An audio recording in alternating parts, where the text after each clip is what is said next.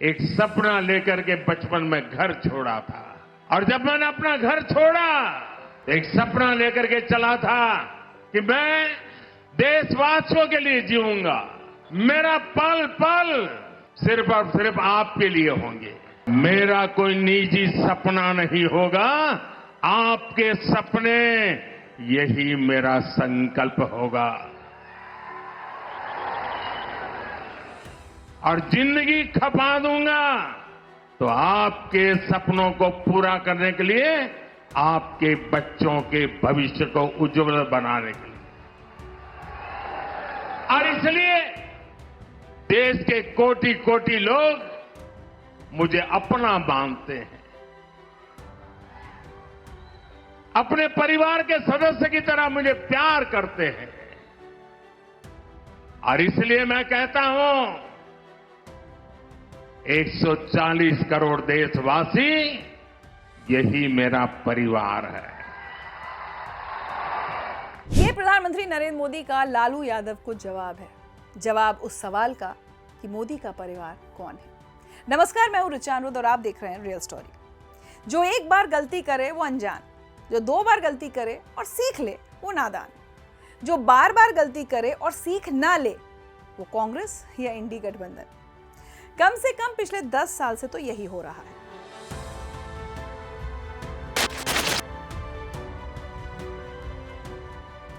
दो 2014 में मणिशंकर अय्यर का चाय वाला, 2019 में राहुल गांधी का चौकीदार चोर है और 2024 में लालू यादव का बयान मोदी का कोई परिवार नहीं है।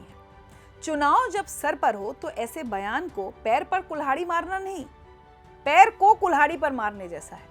और कहने वाले तो ये भी कह रहे हैं कि चुनावी खेल में मोदी को हराने का सपना देखने वाली इंडिया अलायंस का ये सेल्फ गोल है। चलिए आपको सुनाते हैं कि लालू यादव ने क्या कहा। ये नरेंद्र मोदी आजकल परिवारवाद पर हमला कर रहे हैं। अरे भाई, तुम बताओ ना कि तुमको क्यों परिवार में कोई संतान नहीं तुमको हुआ, बताओ। बोलता कि परिवारवाद है, परिवार के लिए लोग लड़ रहे हैं। तुम्हारे पास परिवार नहीं है और तुम हिंदू भी नहीं है। आरजेडी अध्यक्ष लालू यादव ने पटना के गांधी मैदान में इंडिया अलायंस की महारैली में पीएम मोदी के परिवार और उनके हिंदू होने पर सवाल उठाया, जिसके जवाब में बीजेपी के तमाम नेताओं और मोदी के चाहने वालों ने सोशल मीडिया पर अपने नाम के साथ मोदी का परिवार लिख दिया और देश भर में मोदी का परिवार बनने की होड़ सी लग गई। आज पूरा देश एक सुर में कह रहा है, मैं हूं मोदी का परिवार, मैं हूं मोदी का परिवार, मैंने मोदी कुटुंबम। आप भी मेरे साथ बोलिए, मैं हूं मोदी का परिवार, मैं हूं। सभी लोग कह रहे हैं कि मैं मोदी का परिवार, लेकिन सभी लोग क्यों कह रहे हैं कि मैं मोदी का परिवार? मैं आपको इसका एक उदाहरण देना चाहती हूँ। बात जनवरी 2014 की है, जब कांग्रेस समर्थित यूपीए सरकार ने घोषणा की कि एलपीजी पर सब्सिडी के तौर पर दिए जाने वाले 434 रुपया बैंक खाते में ट्रांसफर नहीं होंगे। ये था कांग्रेस का तरीका।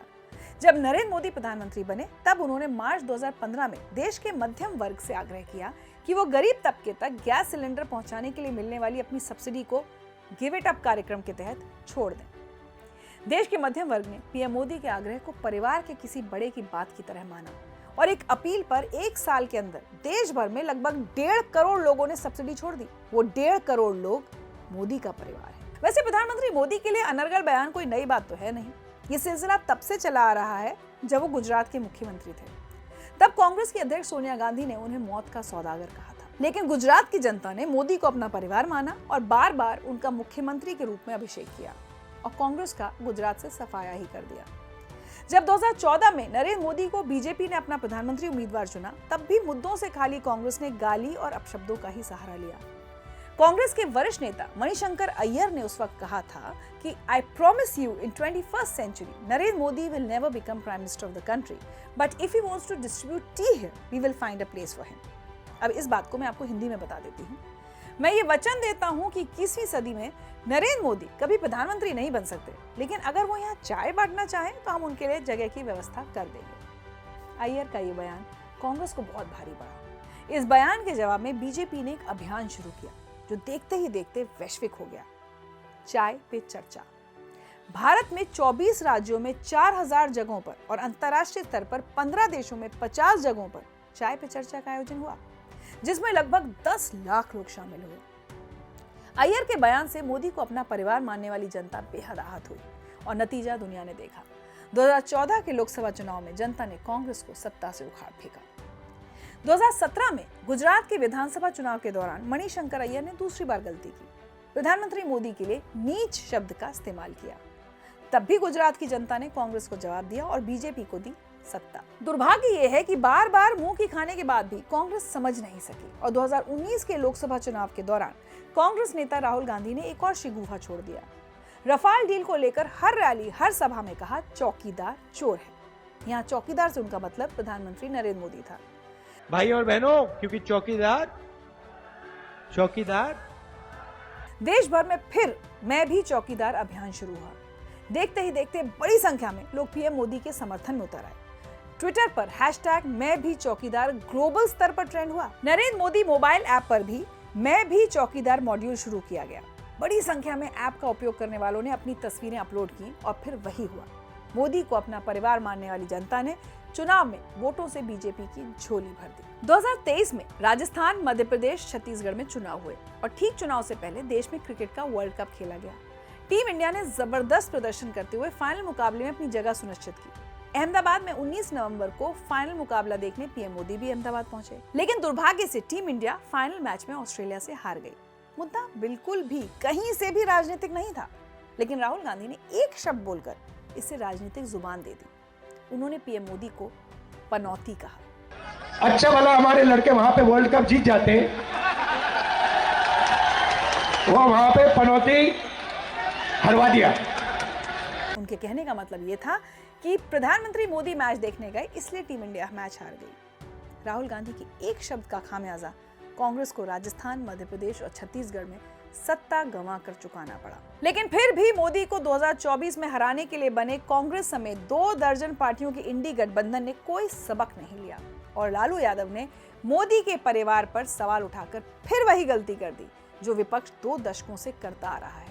और तो और लालू ने तो ये भी कह दिया कि मोदी तो हिंदू ही नहीं है। अयोध्या में रामलला की प्राण प्रतिष्ठा देखने के बाद कम से कम देश के 140 करोड़ लोगों को मोदी के हिंदू होने का प्रमाण पत्र लालू यादव से तो नहीं चाहिए। और परिवार की बात करने वाले लालू यादव जैसे कई नेता इंडिया अलायंस में शामिल हैं, जिनके लिए परिवार का मतलब सिर्फ परिवारवाद है। प्रधानमंत्री बनने के बाद 2014 की पहली दीपावली प्रधानमंत्री जी ने कहां मनाई थी? सीमा पर सैनिकों के साथ।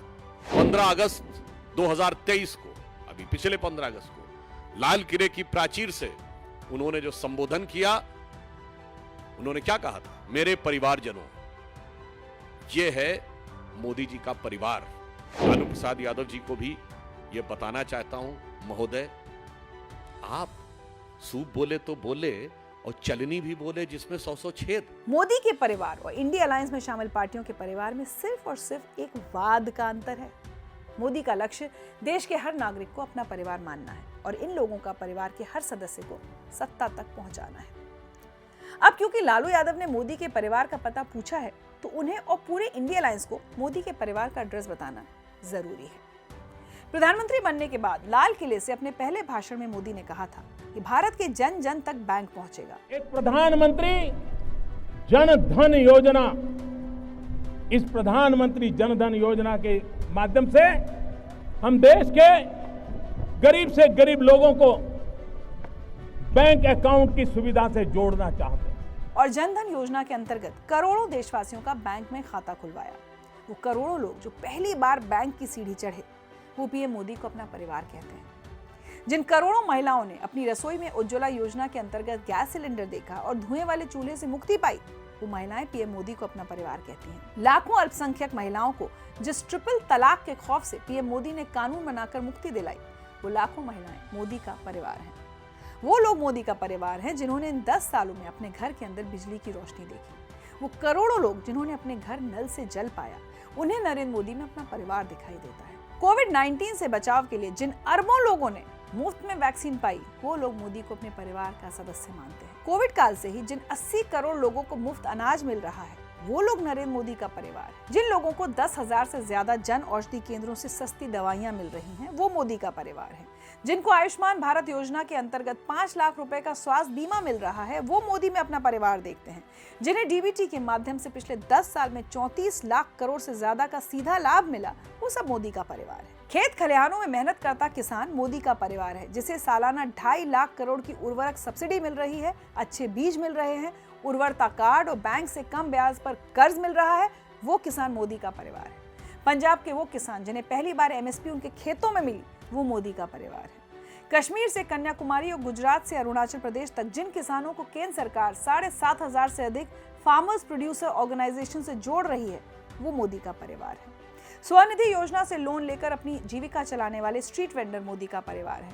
पीएम आवास योजना के अंतर्गत पक्का घर पाने वाले करोड़ों लोग मोदी का परिवार हैं। सेल्फ हेल्प ग्रुप से जुड़ी 1 करोड़ से अधिक लखपति दीदी जो रोजगार दाता बन चुकी हैं, वो मोदी का परिवार है। मुद्रा लोन योजना से आसानी से लोन लेकर काम शुरू करने वाली 30 करोड़ से अधिक महिलाएं पीएम मोदी में अपना परिवार देखती हैं। हर बेटी जिसे सर्वाइकल कैंसर से बचाने के लिए वैक्सीन दिए जाने की योजना है, वो बेटियां मोदी का परिवार है। जो युवा आज डिजिटल अर्थव्यवस्था का हिस्सा बन रहे हैं, रोजगार दाता बन रहे हैं, वो मोदी का परिवार है।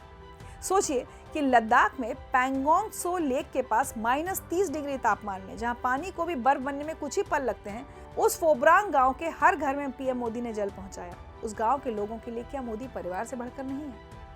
2014 में लॉन्च हुए स्वच्छ भारत अभियान के अंतर्गत जिन 10 करोड़ से अधिक परिवारों ने घरों में टॉयलेट बनाए, वो मोदी का परिवार है। 2019 तक जिन 6 लाख गांवों ने खुद को ओपन डेफिकेशन फ्री घोषित किया, उन 6 लाख गांवों में मोदी का परिवार बसता है। रामलला की प्राण प्रतिष्ठा के दिन पीएम मोदी की दिवाली मनाने की अपील पर घर घर में दिए जलाए जाते हैं। दिया जलाने वाला हर परिवार मोदी का परिवार है।